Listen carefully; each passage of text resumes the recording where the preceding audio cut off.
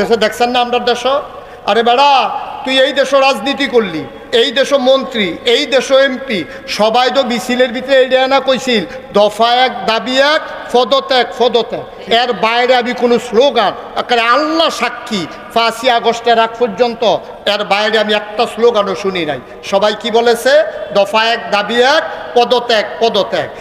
এই স্লোগান দিছে মসজিদের ইমাম সাহেব, তারপরে রাস্তার মিছিল, শাহবাগের ফলাফাইন, ইউনিভার্সিটির ফলাফাইন, রিক্সা শ্রমিক জনতা সবাই মিল্লা জুড়ে কোক আর আস্তে কোক, সবাই কইছে পদত্যাগ পদত্যাগ। কিন্তু আল্লাহর ফায়সালা এমনই ফায়সালা, আল্লাহ কয় না পদত্যাগে হবে না। আমরা কই আল্লাহ কিতা করণ লাগবো?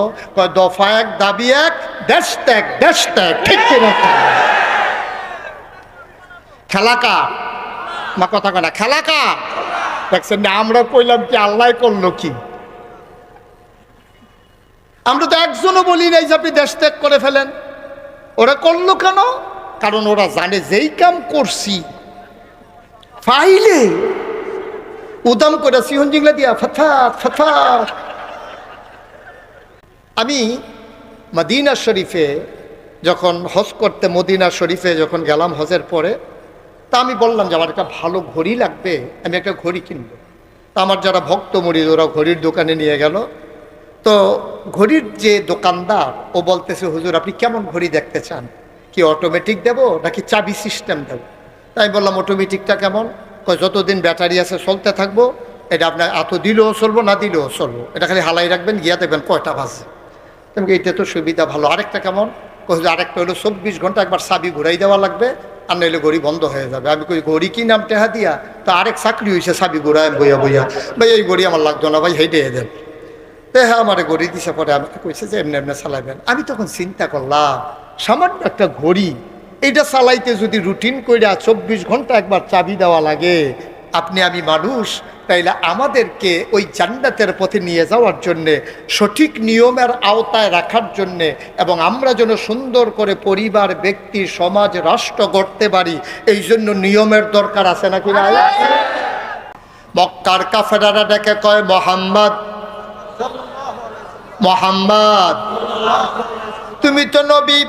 আল্লাহর নবী কয় হ্যাঁ আমি যে নবী, তোমাদের তো সন্দেহ, তোমরা তো আমাকে নবী মানো না। আমরাও তো মানতে চাই, এই জন্য তুমি আমাদেরকে একটা কাজ করে দেখাও দেখি। আল্লাহর নবী বড় খুশি হলেন। কি করলে তোমরা আমার উম্মত হয়ে যাবা, আল্লাহকে আল্লাহ মেনে নেবা, নবীকে নবী মেনে নেবা, আমাকে নবী মেনে নেবা? কি কাজ করলে বলো দেখি। আবার কাফেরেরা কয় ওই যে আকাশে চাঁদ হাসে, তুমি যদি চাঁদটাকে ২ টুকরা করে দেখাইতে পারো, আমরা বুঝে নেব তুমি আসলেও নবী। বলেন সুবহানাল্লাহ। নবী বুঝে পড়া করলেন আল্লাহর সাথে। কার সাথে? ওয়াল্লাযীনা জাহাদু ফীনা লানাহদিয়ান্নাহুম সুবুলানা ইন্নাল্লাহা লামাআল মুহসিনিন। যারা আল্লাহর পথে চলতে চায়, লানাহদিয়ান্নাহুম সুবুলানা, আল্লাহকে পাওয়ার জন্যে যতগুলা রাস্তা আছে বান্দার সামনে আল্লাহ সবগুলা রাস্তা সহজ করে দেন। সুবহানাল্লাহ। আল্লাহর নবী কয় মাইয়ুরিদিল্লাহু বিহি খায়রান ইউফাক্কিহু ফিদ্দিন। যাকে আল্লাহ কল্যাণ দিতে চায়, লাভ দিতে চায়, লোকসান থেকে বাঁচাতে চায়, ইউফাক্কিহু ফিদ্দিন, আল্লাহ তাকে দ্বীনের সঠিক বোঝ দান করেন। বলেন সুবহানাল্লাহ। তাহলে চাইতে হবে কার কাছে? আল্লাহ কয় উদউনি আস্তাজিব লাকুম। ও বান্দা তুমি আমার কাছে চাও, চাইতে দেরি আমি আল্লাহ দিতে দেরি করি না। নবী চাইলেন কার কাছে? এখানে আমরা যারা আহলুস সুন্নাত ওয়াল জামাত, আমাদের আকীদা হলো সকল ক্ষমতা কার? আল্লাহ। ইন্নাল্লাহা আলা কুল্লি শাইইন কাদির, সব কিছুর উপরে নিরঙ্কুশ ক্ষমতা যার, তিনি হইলেন আমার রব্বুল আলামিন। ঠিক কিনা? আমরা কার? আল্লাহ। কথা কয় না আমরা কার? এই লোকগুলা তো মাহফিলটা তো গজব করে দিব রে। আপনি লগে দিয়ে বসেন কি একটু জোরে আওয়াজ করে রাখে। এই দুনিয়াটা কার? আল্লাহ। জমিন কার? আল্লাহ। আকাশ কার? আল্লাহ। আমরা কার? আল্লাহ। জীবন কার? আল্লাহ। মরণ কার, মাল কার। কোরআনুল কারীমে সূরা তাওবার 111 নম্বর আয়াতে আল্লাহ বলেন, ইন্নাল্লাহ ইশতারা মিনাল মুমিনিনা আনফুসাহুম ওয়া আমওয়ালাহুম বিআন্না লাহুমুল জান্নাহ। সুবহানাল্লাহ। ও দুনিয়ার মানুষ, ইন্নাল্লাহ ইশতারা, নিশ্চয়ই আল্লাহ ক্রয় করে নিয়েছেন, মিনাল মুমিনিনা, মুমিনদের কাছ থেকে, আনফুসাহুম, তাদের জান, ওয়া আমওয়ালাহুম, তাদের মাল, বিআন্না লাহুমুল জান্নাহ, যেই জিনিসটা দিয়া কিনছেন ওই জিনিসটার নাম হইল জান্নাত। তাইলে আকাশ কার, জমিন কার, আমি কার, তুমি কার, আমরা কার? তাইলে আবার রায় দিয়ে দাও, সুচিন্তিত রায়, আবেগতাড়িত হয় না, বিবেক দিয়া চিন্তা করে বলো দেখি, জমিন আল্লাহর, আকাশ আল্লাহর, তুমি আল্লাহর, আমি আল্লাহর, তাইলে এই জমিনে বিধান চলবে কার? সহজ হিসাব, কঠিন ওয়াজের কোনো দরকার নেই, এটা আপনি নিজেও বুঝেন। আল্লাহ বলছেন, লা ইন শাকারতুম লা আযীদান্নাকুম, নিয়ামত বাড়াই দেব, তবে শর্ত হলো শুকরিয়া আদায় করতে হবে। সুবহানাল্লাহ বলবেন না? তাহলে আমরাও ওয়াজ হবে, তবে কথা হলো সময়ে সময়ে একটু কথা বলতে হবে ইনশাআল্লাহ। আল্লাহ যেন কবুল করে, সবাই পড়ে না আমিন। তাইলে এক একজন নবীর আল্লাহ এক একটা নিয়ামত দিল, অনন্য বৈশিষ্ট্য দিল, যেটা হিসাব মিলে না। যেমন আল্লাহ রসুল সাল্লাল্লাহু আলাইহি ওয়াসাল্লাম, যিনি শেষ নবী, ওনাকে একদিন কাফেরারা আইসা মক্কার জমিনে উনি বসে আছেন, চতুর্দশী পূর্ণিমার চাঁদ, আকাশে হাসে ফকফকা জ্যোৎস্না।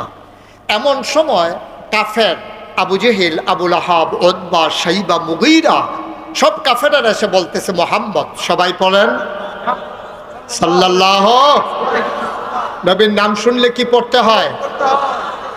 দুই একবার না বারবার, দুই একদিন না প্রতিদিন, দুই এক সপ্তাহ না প্রতি সপ্তাহ, দুই এক মাস না 12 মাস, দুই এক বছর না সারা জীবন, আমরা সবাই পড়ব সাল্লাল্লাহু আলাইহি ওয়াসাল্লাম। ও মুসলমান, এই জন্য আল্লাহ ওই নবী এবং রাসূল দিলেন। আল্লাহর নবীর কাছে ওই কাফেররা জানতে চাইল, আমরাও তো তোমার উম্মত হয়ে যেতে চাই, আল্লাহকে আল্লাহ বলে মেনে নিতে চাই, তার জন্য যদি আকাশের চাঁদটাকে 2 ভাগ করে দিতে চাও, কথা মনে আছে নাকি? শুধু যে এখন মানুষ চালাক হয়েছে তা না, চালাক আগেও ছিল।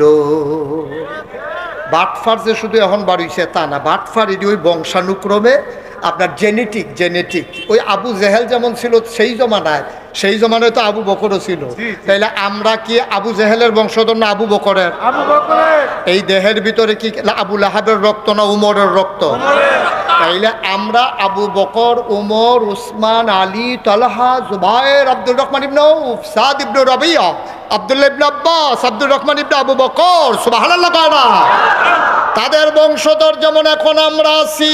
তাইলে আবু জেহেল, আবু লাহাব, উতবা, শাইবা, মুগীরা, তৎকালীন জমানায় যারা কাফের ছিল তাদের বংশধর এখন আছে নাকি না?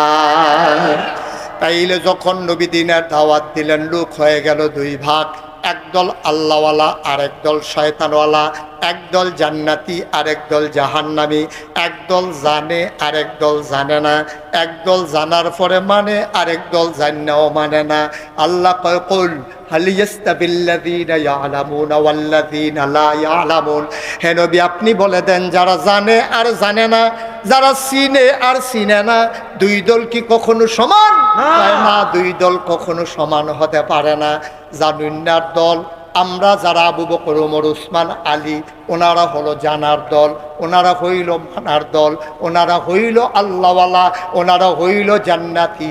আল্লাহ কোরআনে কয়, রাদিয়াল্লাহু আনহুম ওয়া রাদু আনহু, তাদের ব্যাপারে আল্লাহ খুশি, আল্লাহর ব্যাপারে তারা খুশি। যারা জানে না, যারা মানে না, তারা কারা? তাদের ব্যাপারে আল্লাহ কোরআনে কয়, ওয়ালাহুম কুলুবুল্লা ইয়াফকাহুনা বিহা ওয়ালাহুম আয়ুনুল্লা ইউবসিরুনা বিহা ওয়ালাহুম আযানুল্লা ইয়াসমাউনা বিহা উলাইকা কাল আনআম। দুনিয়ার ভিতরে একদল মানুষ আছে এমন, মন আছে বুঝে না, চোখ আছে দেখে না, কান আছে শুনে না। আমরা কই এটি আবার কি মানুষ? মন আছে দেখে না, চোখ আছে দেখে না, কান আছে শুনে না, এটা আবার কেমন মানুষ? আল্লাহ কয় আমি কি বলছি নাকি মানুষ? উলাইকা কাল আনআম, ওরা হলো চতুষ্পদ জানোয়ারের মতো। আমরা বলি আল্লাহ সে কি জানোয়ার? আল্লাহ কয় না, বালুকুম আদাল, এটা জানোয়ারের চাইতে আরো খারাপ, ঠিক কিনা?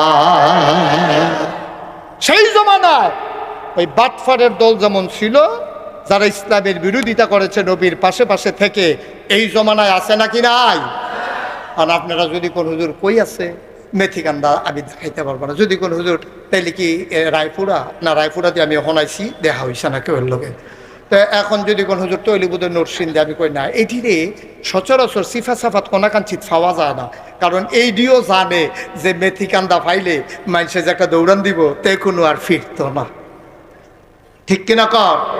তারা জানে ইসলামের বিরোধিতা করে, বাটপারি চিটারি করে এই বাংলাদেশে তারা দুনিয়ার ভিতরে থাকার তাদের অধিকার নাই। পানির দরকার লাগবে না, থুতু দিয়ে মানুষ গোসল করাই ফেলবে, ঠিক কিনা কর?